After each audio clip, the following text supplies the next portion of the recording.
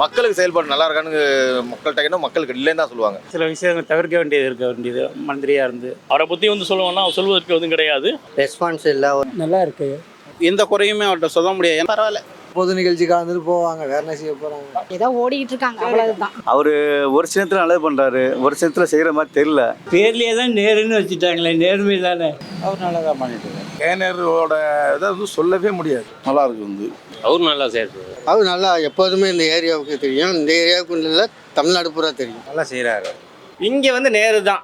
நேரு நல்லா செய்கிறாரு, தேவையானதை சரி செய்கிறாரு. எனக்கு திருப்தியாக இருக்கு, அருமையாக இருக்குங்க. இவர் பரவாயில்ல, இவங்களுக்கு இந்த ஏரியாவுக்கு செய்ய வேண்டியதை அவர் செஞ்சுட்டு தான் இருக்காரு. அவர் செயலப்பு எப்பவுமே அவர் அமைச்சராக இருந்தாலும் எல்லாம் பரவாயில்ல, அவர் தான் அமைச்சர் தொகுதிக்கு. நல்லா திருப்தியாக அவங்கள பொறுத்தளவு இந்த தொகுதியை நல்லா தான் பார்த்துக்கிறாங்க. தெரியலண்ணா, நேரு நல்லா செய்கிறாரு. அது ஒரு அளவுக்கு செய்கிறாருன்னு தெரியுது. தெரியாதியா நேரு. கேஎன்ஆரை பொறுத்த வரைக்கும் அவர் நகர்ப்புறத்துறை அமைச்சராக இருக்கார். அவர் திருச்சியில் தங்குவது கிடையாது, அவர் முழுக்க சென்னையில் தான் இருக்கார். அதை தாண்டி பார்த்தீங்கன்னா திருச்சியை நம்ம எடுத்துக்கிட்டோம் அப்படின்னா, அந்த மேற்கு தொகுதி எடுத்தோம்னா அவங்களுக்கு தெரியும் எந்த விதமான சாலை பணிகள் முழுமையாக நிறைவேற கிடையாது. இன்னும் உட்கடை வசதிகள் பார்த்தீங்கன்னா கிடையாது. நான் இருக்கக்கூடிய இதில் 5th கிளாஸில் பார்த்தீங்கன்னா சாக்கடை பணிகள் முழுமையாக என்ன நடக்க கிடையாது. அவர் சார்ந்த தொகுதியான பஸ் ஸ்டாண்டே பார்த்தீங்கன்னா 60% பணிகள் தான் முடிச்சிருக்காங்க, அவசரமாக திறந்துருக்காங்க. அதனால் அவரை பற்றி சொல்லுவோம்னா சொல்வதற்கு எதுவும் கிடையாது. அவர் இன்னும் கொஞ்சம் உழைச்சிருக்கணும். தொகுதியில் தான் குடிநீர் பிரச்சனை தான், கழிவு நீர் கலக்கிறது, அந்த இது அது அந்த மாதிரி மாற்று கருத்து தான். ரோடுங்க குண்டு மூலியமாக இருக்கிறது, இது மட்டும்தான் இருக்குது பிரச்சனை. ரோட்டில் நிறைய ஆக்சிடென்ட் நடக்குது. இந்த தலைநகரே டெய்லி ஒரு நாளைக்கு 10 பேர் ஆக்சிடென்ட் ஆகுறாங்க. அதை பற்றி ஒரு ரெஸ்பான்ஸ் இல்லை, ஒரு ஸ்பீடு பிரேக் இல்லை.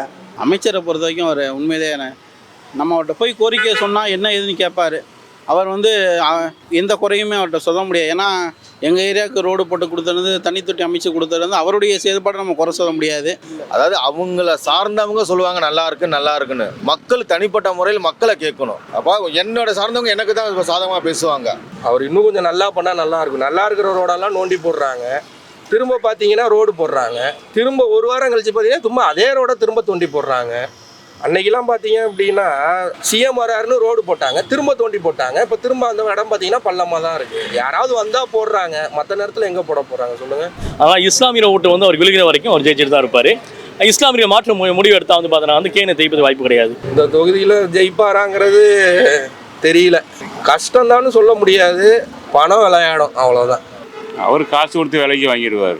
நான் ஓட்டு போட மாட்டேங்க. வாய்ப்பு இருக்குது சார், 100% வாய்ப்பு இருக்குது. வாய்ப்பு இருக்குங்க, கண்டிப்பாக ஜெயிப்பார். அவர் இங்கே இருக்க பொசிஷனை பார்த்தா வாய்ப்புகள் இருக்க மாதிரி தெரியுது. இந்த தொகுதியை பொறுத்தளவில் 9 தொகுதியும் அவர் கண்ட்ரோலில் தான் இருக்குது. திமுக நல்லா தான் இருக்குது, சிறப்பாக தான் இருக்குன்னு பிரச்சனை இல்லை, அந்த அளவுக்கு ஒன்றும் இல்லை. நாசமாக போச்சு.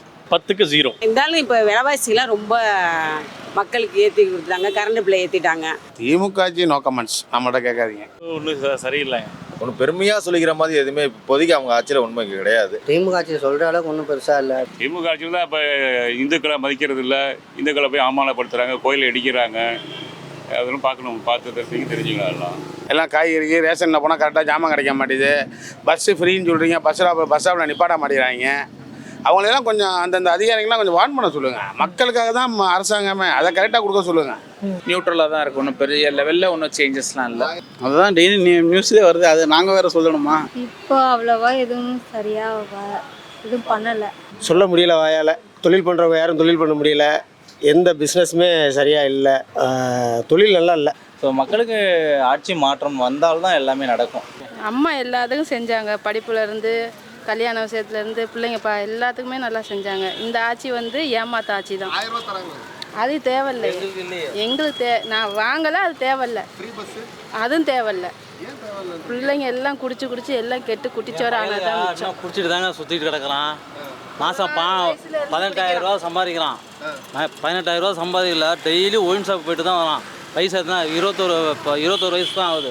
காலையில் இருந்துச்சு ஒயின் ஷாப் தான் போகிறான், சாயங்காலம் வேலை முடிச்சுட்டு வந்தோன்னா ஒயின் ஷாப்பு தான். அதான் சைடில் வைக்கிறாங்களா? விலைவாசியெல்லாம் எல்லாமே ஏறி தான் இருக்குது. மளிகை ஜாமான்லேருந்து அரிசியிலேருந்து எல்லாமே விலைவாசி தான் ஏறி இருக்குது. எல்லா பக்கமும் கமிஷன் தான், கமிஷன் இல்லாத உலகமே கிடையாது. நான் வீடு கட்டினேன், அவ்வளோ கமிஷன் கொடுத்தேன். இபியிலேருந்து எல்லாத்துக்குமே வீட்டு வரி ரசீது வாங்குறது எல்லாமே கமிஷன் கொடுத்துருக்கேன். திமுக ஆட்சி ஆனால் நேற்று நான் கஷ்டப்பட்டேன். அந்த முக ஸ்டாலின் இது ரூட்டே வழியே இல்லை. நைட்டு 12 மணிக்கு தான் வீட்டுக்கே போனேனே. திமுக ஆட்சிக்கு எவ்வளோ மார்க் கொடுங்க? 100க்கு ஐயோ அதில் 1% கூட நான் போட மாட்டேன். எங்கே பார்த்தாலும் கற்பழிப்பு, பெண்களுக்கு பாதுகாப்பு கிடையாது, எங்கே பார்த்தாலும் பில்டிங் இடிஞ்சு விழுவுது, பாலம் இடிஞ்சு விழுவுது, எல்லாம் தான் நடந்துட்டு இருக்கு. 1-2 குறை சொன்னாலும் நல்லா தான் இருக்குது, ஒன்றும் அந்தளவுக்குலாம் ஒன்றும் இல்லை. ஃப்ரீ பஸ் விட்டுருக்காங்க, 1000 ரூபா கொடுத்துருக்காங்கன்னா எவ்வளவோ பிடிங்கிட்டாங்களே. 1000 ரூபா கொடுத்த மாதிரி கொடுத்து 10,000 ரூபாய்க்கு மேலே செலவு வச்சுட்டாங்களே. எல்லாமே பிரச்சனையாக தான் இருக்குது. ரோடு மெயினாக பிரச்சனையாக இருக்குது. ரோடு தான் மெயின் பிரச்சனை. எதுவுமே இல்லையே, எல்லாமே விலை ஏறிடுச்சு, எல்லாமே விலைவாசியிலேருந்து எல்லாமே ஏறிடுச்சு. இல்லை எதுவுமே பார்த்தீங்க அப்படின்னா அதுக்கான வருமானம் இல்லைல்ல. வருஷம் வருஷம் ஏறுறதுனா எல்லாமே ஏறணும்ல. ஆட்டோக்கு 12 ரூபா கிலோமீட்டருக்கு கொடுத்தாங்க, கிட்டத்தட்ட பார்த்தீங்கன்னா 14 வருஷம் ஆச்சு, இன்னும் அதே 12 ரூபாயில தான் இருக்குது. இப்போ வருஷம் வருஷம் ஏறுதுன்னா இதுக்கும் வருஷம் வருஷம் 1 ரூபா 2 ரூபான்னு ஏற்றணும்ல. அது இது வரைக்கும் ஏற்றலையே. இந்த இப்போ ஏற்றுறோம், அப்போ ஏற்றுறோம், நாளைக்கு ஏற்றுறோம், இப்போ ஏற்றுறோம். கோர்ட்டு கொண்டு பார்த்தீங்க அப்படின்னா சரி அவங்களுக்கு பண்ணி கொடுங்கன்னு சொல்லி ஆர்டர் கொடுத்துட்டாங்க. இந்த இன்னுமே கலந்தாய்விலே தான் வச்சுருக்காங்க. நான் ஒரு வழக்கறிஞர், குறிப்பாக சொல்ல வேண்டும் ஒரு மாதத்துக்கு சொல்லப்போனால் கிட்டத்தட்ட 60 கொலை வழக்கு பதிவாகுது. இந்த தடுக்க இது பார்த்தீங்கன்னா முதல்வர் காவல்துறை தன் கட்டுப்பாட்டில் வச்சுருக்காரு. உளவுத்துறை என்ன செஞ்சுக்கிட்டு இருக்காங்க, தடுக்க வேண்டாமா? ஒன்று, பெண்களுக்கான பாதுகாப்பு சுத்தமாக கிடையாது. 1000 ரூபா கொடுத்துருக்காங்க, ஃப்ரீ பஸ்லாம் கொடுத்துருக்காங்க.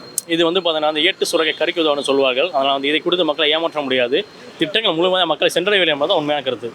எந்த திட்டங்கள் நிறைவேற்றப்படவில்லை, எந்த திட்டங்களை நீங்கள் எதை வேணால் எடுத்துக்கலாம், எந்த திட்டம் முழுமையாக நிறைவேற்றப்படவே கிடையாது.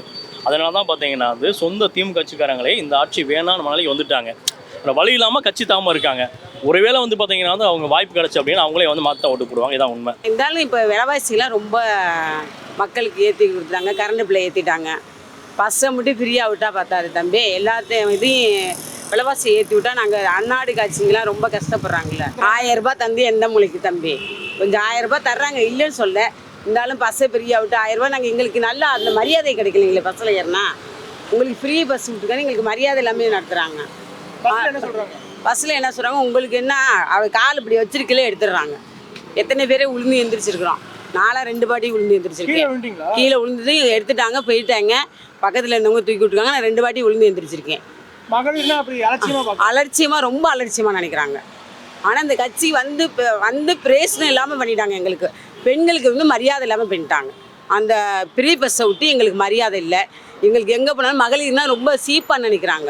ஓசியில் பயணிக்கிறேன்னு நினைக்கிறாங்க. எங்கள்கிட்ட 10 ரூபா கொடுத்து வர முடியாமல் அவங்க முதலமைச்சர் கொடுத்துருக்காரு. அவங்களுக்குன்னா அவங்க பொண்டாடி பிள்ளைங்க வச்சு கொட்டி போகிறாங்க. இல்லை எல்லாத்துக்கும் தான் அவங்க பொண்டாடி பிள்ளைங்க அதில் பெரிய தானே ஆகிறாங்க. ஆனால் மக்கள் ரொம்ப அலட்சியமாக நினைக்கிறாங்க. ஃப்ரீ பஸ் எங்கே ஸ்டாப்பில் நிற்கிது, எங்கே சொல்லுங்கள். ஃப்ரீ பஸ் விட்டாங்கன்னு எங்கே ஸ்டாப்பில் கரெக்டாக நிற்கிதா? மக்கள்லாம் எவ்வளோ ஓடி போய் ஏறுறாங்க தெரியுங்களா? வயசானவங்க, குழந்தைங்க, பிள்ளைங்க ஸ்கூலுக்கு போகிறதுனா ஒன்றுமே இல்லையாங்க, ஒன்றுமே இல்லை. அவங்கவுங்க சம்பாதிக்க பார்க்குறாங்க. இலவசம் 1000 ரூபா கொடுக்குறாங்கல்ல, அதை வச்சு எல்லாம் ஏமாந்துட்டாங்க. எல்லாமே பிரச்சனையாக தான் ஓடிக்கிட்டு இருக்கு. இதுன்னு 1-2 இருந்தால் தான் நம்ம அதை கரெக்டாக சொல்லலாம். அது யாருக்குன்னா கொடுத்துருக்காங்க, மகளிருக்கு கொடுத்தா மகளிர், அதுவே மகளிர் தான் திட்டுறாங்களேண்ணே. எதுக்குன்னு அது 1000 ரூபா ஃப்ரீ பஸ் எதுக்குன்னு சொல்லுங்க பார்ப்போம். அது எதுக்காண்டி? அது ஃபஸ்ட்டு அந்த காசு யாரோட காசு? ஃப்ரீ பஸ்ஸுங்கிறது யாரோட காசு? அவங்க சொந்த உழைப்புலையோ இல்லை எங்களோட வரி பணம் தான் அது.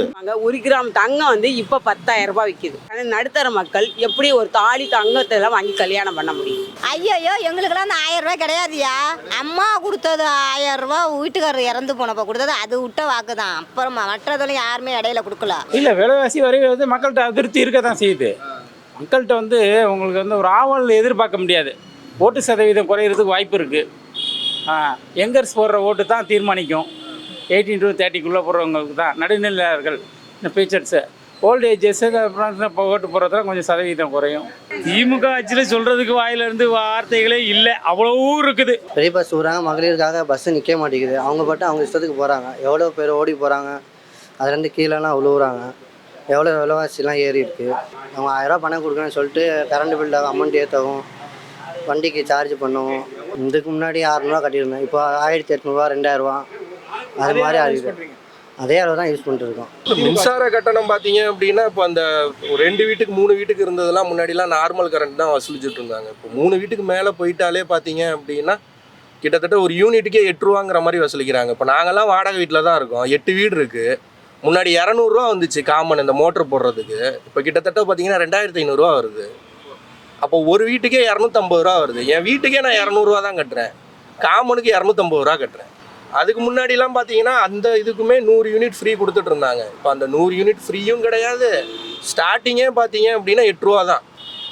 கமர்ஷியல் கரண்ட் மாதிரி கொடுத்துட்டாங்க காமன் இபிக்கே. 3 வீட்டுக்கு மேலே 2 வீடு 3வது வீடு இருந்துச்சு அப்படின்னா அவங்களுக்கு தனி கனெக்ஷன் எடுத்தே ஆகணும். எடுக்கலையே, அது எடுத்தால் கூட பரவாயில்ல தான், எடுக்கலையே. விட்டுட்டு போய் தள்ளி போய் நிப்பாட்டி இறக்கி விட்றாங்க. இன்னொன்று வந்து ஏடிஸை பார்த்தோன்னே நல்லா ரைட்டில் ஏறி நட்டனோடு போயிடுறாங்க. இன்னொன்று வந்து ஒரு ஆள் இன்னும் கை நீட்டினாலும் நிற்க முடிக்கிறாங்க. ஸோ சரியான ரெஸ்பான்ஸ் இல்லை.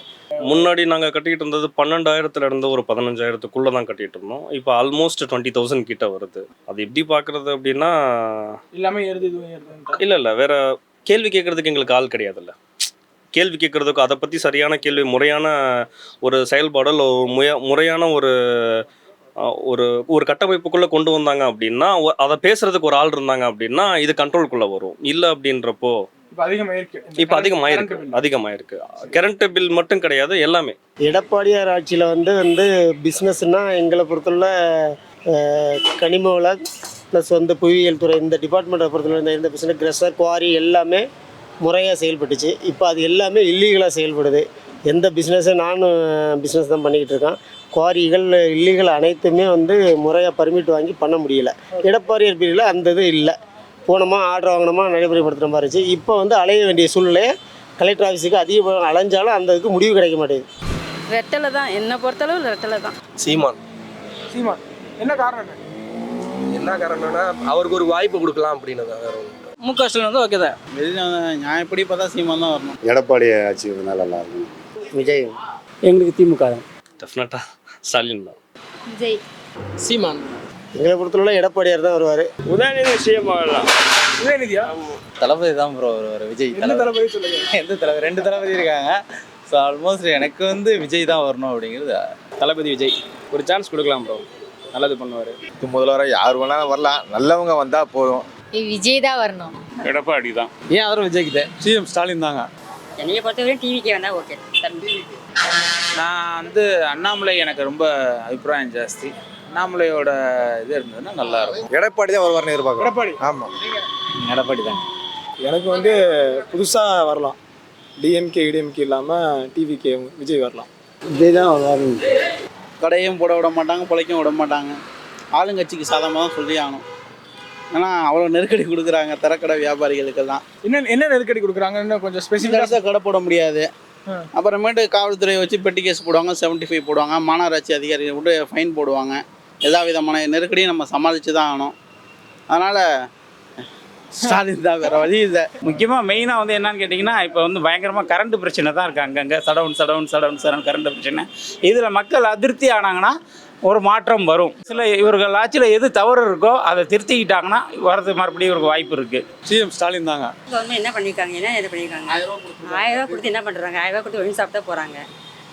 அதெல்லாம் தப்பு தான். இப்போ ஃப்ரீ பஸ் விட்றாங்க, லேடிஸ் தான் ஃப்ரீ பஸ் விட்றாங்க. ஃப்ரீ பஸ் விட்றது யார் என்ன போகிறோம்? ஆக்சுவலாக நாங்களே போகிறோம், ஒரு ஸ்டாப் நிற்கிறது கிடையாது. என்னமோ அவங்க கவர்மெண்ட்டில் தான் அவங்களும் வேலை பார்க்குறாங்க. நாங்கள் ரொம்ப பெரிய இது வர மாதிரி அவங்க ரொம்ப ட்ரீட் பண்ணுறாங்க. எவ்வளோ பேர் நாங்களுமே வந்து கம்ப்ளைண்ட் பண்ணுறோம், ஆனால் கேட்க மாட்டேங்கிறாங்க. ஸ்டாப் இங்கே இருந்தாங்க, ஸ்டாப் அங்கே நிற்கிறாங்க, டைமுக்கு வரதில்லை. ஒரு ப்ரைவேட் பஸ் போச்சுனாக்குன்னா ஒரு 1/2 hour 10 minutes கேப் போட்டு அடுத்து வருது. வந்தால் 1 by 1 வருது. ஸ்டாப்பில் எவ்வளோ நிற்கிறதா சொல்ல போது வேலைமே நிற்கிறதே கிடையாது. 1000 ரூபா வந்து வாங்குறது வேஸ்ட்டு தான். எல்லாம் வாங்கி என்ன பண்ணுறாங்க? எல்லாம் ஒயின் ஷாப் தான் போகிறாங்க.